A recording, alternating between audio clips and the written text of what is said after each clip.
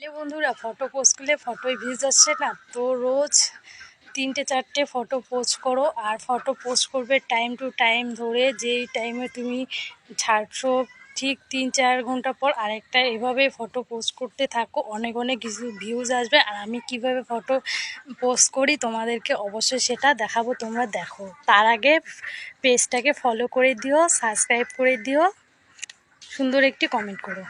প্রথমে আমার ফেসবুক প্রোফাইলে যাব, এখানে ক্লিক করলাম। এখান থেকে আমার থ্রি ডটে গিয়ে আমার প্রোফাইলে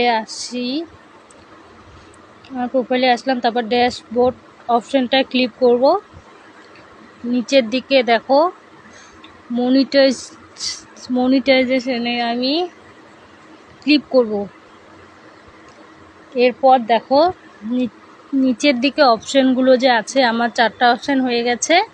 তো বোনাস অপশনটা আমি ক্লিক করব।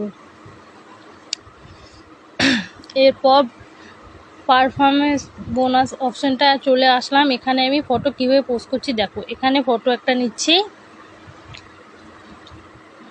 যে কোনো একটা ফটো নিচ্ছি এখান থেকে।